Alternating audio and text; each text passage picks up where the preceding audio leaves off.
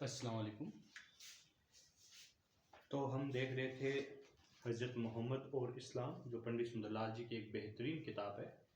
इसके अंदर हमने कई सारे चैप्टर पूरे कर लिए और उसमें से हम कुरान के उपदेश नाम का जो चैप्टर था वो पिछली बार पूरा कर रहे थे, लेकिन हमने कंप्लीट नहीं किया था। इसमें थोड़ा हमने छोड़ दिया था क्योंकि चैप्टर लंबा था, तो वहाँ से शुरू करते हैं। बिस्मिल्लाहिर्रहमानिर्रहीम। कुरान में बद चलने को मर्द औरत दोनों के लिए सख्त गुनाह बताया है।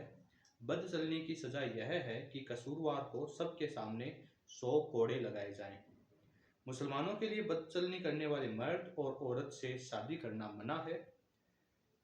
साथ ही किसी औरत पर बदचलनी का झूठा इल्ज़ाम लगाने की सज़ा 80 कोड़े लिखा गया है।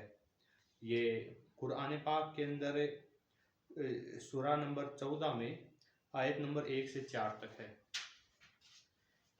ईश्वर से दुआ मांगने का आदेश दिया गया है कि वह आदमी को शैतान के फंदे, गंदी बातों और बद चलनी से बचाए और उसकी जिंदगी को पाक रखे। सूरा नंबर 14। पाक जीवन यानी नेक चलनी को कुंवारे और शादीशुदा लोगों, मालिकों और गुलामों सबके लिए जरूरी बताया गया है। सूरा नंबर 21 आयत नंबर 32 और 33। कुरान की जिन आयतों में पर्दे की बाबत हाँ या नहीं का कोई आदेश निकल सकता है वे ये हैं। ए नबी, अपनी पत्नियों, अपनी लड़कियों और मुसलमान औरतों से कह दो कि चादर ओढ़ लिया करें। यह ज़्यादा मुनासिब होगा ताकि वे पहचानी जा सकें और उन्हें कोई तकलीफ न दे, और अल्लाह माफ़ कर देने वाला और दयावान है। सूरा नंबर 33।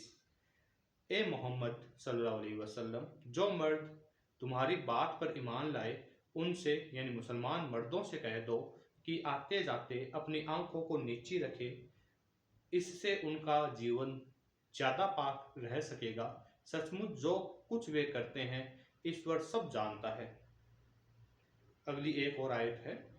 और जो औरतें तुम्हारी बात पर ईमान ले आई उनसे कह दो कि आते जाते अपनी आंखों को नीची रखे और शर्म से काम ले और अपनी सजावट यानी गहने वगैरह का दिखावा न करे, सिवा उन सजावटों के जो ऊपर से दिखाई देती है, और अपनी छातियों पर ओढ़नी डाल लिया करे, और सिवा अपने खाविंद के बाप, खाविंद यानी पति, बेटों, खाविंद के बेटों, भाइयों, भाई के बेटों, बहन के बेटों या औरतों या नौकरों या खोजा मर्द नौकरों या छोटे मासूम बच्चों के और किसी के सामने अपनी सजावटों का दिखावा न करें, और अपने पैर को इस तरह धरती पर न पटक कर चलें कि जो गहने वगैरह उन्होंने छिपाए हैं वह जाहिर हो जाएं। और ए ईमान वालों, तुम सब अल्लाह की पनाह लो ताकि तुम्हारा भला हो। सूरह नंबर यह है 24 आयत नंबर 30 और 31। इस तरह कुरान में निगाह नीची रखने और शर्म से काम लेने का मर्द और औरत दोनों को एक सा आदेश है। औरतों को भी ये आदेश है कि अपनी सजावट की चीज़ों का दिखावा न करे, लेकिन कुरान के मुताबिक न औरतों का घरों की चार दीवारी में बंद रहना जरूरी है और न मुंह और हाथ यानी उन हिस्सों का ढकना जरूरी है जो मामूली कामकाज चलने फिरने में ऊपर से दिखाई देते हैं। दक्षिण पूर्व एशिया के कुछ देशों में उन दिनों अरब में भी औरतों के छातियां नंगी रखकर चलने का रिवाज था, जैसा अपने तो देश में आज़ादी से जस्ट थोड़ा पहले तक था। साउथ इंडिया के अंदर ट्रावनकोर रियासत के अंदर कुरान ने इस आयत में उसी रिवाज को बंद कर दिया है। अच्छे कामों के बदले में जन्नत और निजात यानी मोक्ष का वादा कुरान में औरतों और मर्दों दोनों के लिए बराबर किया गया है। सूरह नंबर 3 में, 4 में, 9 में और 16 में।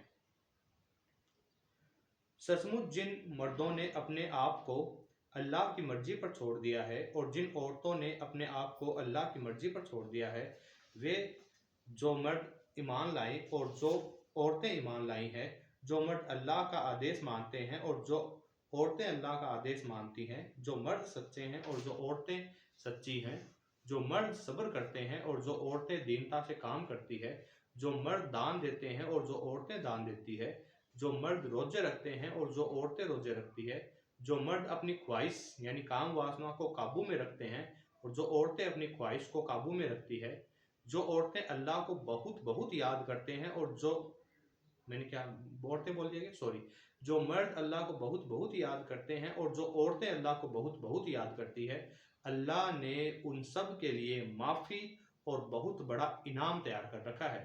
सूरह नंबर 33 की आयत नंबर 34। शुक्रिया, ये इतना ही था। अगला जो चैप्टर है उसका नाम है जिहाद, जिसको हम आगे अगली कड़ी में पूरा करेंगे। अल्लाह हाफिज अभी के लिए।